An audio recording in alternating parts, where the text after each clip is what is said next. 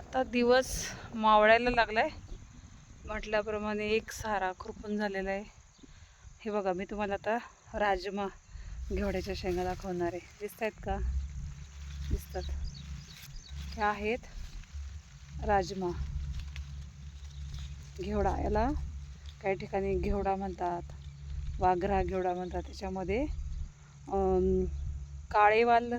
काळ्यावाल्यापेक्षा हा मोठा येतो. याच्यामध्ये ह्या ज्या शेंगांमध्ये ह्या नंतर भरणार आहे, ह्या मोठ्या शेंगा होणार आहेत. याच्यावरती अशा लाल रेषा येतात अशा. आणि जे घेवडे बनतात त्याच्यामध्ये सुद्धा त्याच्यावरती असे लाल लाल पट्टे, असे लाल लाल रेषा असतात. त्या छान दिसतात, ते पांढरे लाल. आणि त्यालाच आपण काय म्हणतो, राजमा म्हणतो. हॉटेलमध्ये राजमा म्हणतो. आणि ग्रामीण भागात त्यालाच आपण काय म्हणतो आहे की घेवडा म्हणतो, वाल म्हणतो. काळ्या वालाला वाल म्हणतो आणि ह्या पांढऱ्याला फरशी म्हणतो आणि घेवडा म्हणतो. आता बघा, ह्या काही झाडाला ही फुलं आहेत, अजून याला यायचे. कारण मी तुम्हाला जसं म्हटलं आहे तसं आपण याला कुठलाच रासायनिक खतांचा वापर केला नाही. त्याच्यामुळे बघा, सगळ्या झाडांना अशा छान दिसतात आलेल्या. हे आता भरणार आहेत. ह्या अजून कोवळ्या आहेत. ह्या कोवळ्याची सुद्धा आपण भाजी करू शकतो. आणि नंतर भरल्यावरती याची आमटी, घेवडा हिरवा म्हणजे हिरव्या भाजीमध्ये करतो आपण, किंवा पातळ भाजी, तुम्हाला जशी हवी आवडेल तशी भाजी करतो. बघा, आमच्या लाल्या पाठीमागच्या वावरात येऊन बसले. म्हणजे प्राणी किती प्रामाणिक असतात. ज्या वेळेला आपण शेतामध्ये येतो त्यावेळेला ही कुत्री नेहमी सोबत असतात. दोन आहेत, एक लाल्या आहे आणि एक काळ्या आहे. दोघेही सोबतच असतात. दिवस मावळतीला चाललंय. असं सुंदर निसर्गाच्या सानिध्यामध्ये छान वाटतं काम करायला. सुट्टीच्या दिवशी येऊन काम करायचं. आणि हा मुद्दाम हा व्हिडिओ काढून तुम्हाला शेअर करते, कारण तुम्हालाही समजणार आहे हा राजमा किंवा हा घेवडा किंवा ही फरशी ही कशी येते शेतामध्ये, कशी तयार होते.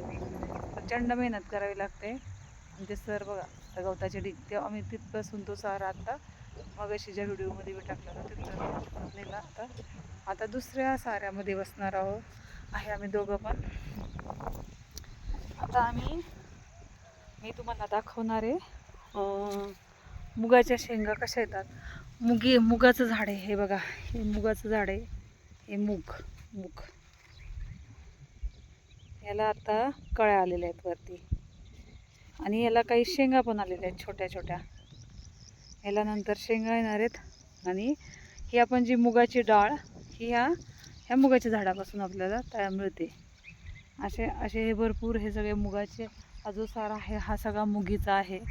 मग याच्यातूनच आपल्याला जी मूग डाळ म्हणतो ती आपल्याला ह्या झाडापासून बनते. ह्या शेंगांपासून, ह्या शेंगा ह्या छोट्या छोट्या तुम्हाला शेंगा दिसतात, ह्या तशी छोट्या शेंगा यायला लागलेल्या आहेत. कारण ह्या वर्षी पाऊस उशिरा पडला आहे, त्याच्यामुळं सगळी पिकं उशिरा यायला सुरुवात झाली. कारण 15 ऑगस्टच्या दरम्यानमध्ये गणपतीमध्ये आपल्याला सगळंच हे हिरवा म्हणजे जे फळभाज्या आहेत, शेंगा वगैरे, हा काळा वाल किंवा मुगाच्या शेंगा किंवा हे घेवडा, चवळी, ह्या अशा शेंगा सगळ्या ह्या 15 ऑगस्टपर्यंत येतात तोडायला. परंतु ह्या वर्षी मान्सून उशिरा आल्यामुळं, पाऊस उशिरा पडल्यामुळं ह्या सगळ्या पिकांना उशीर होतो आहे.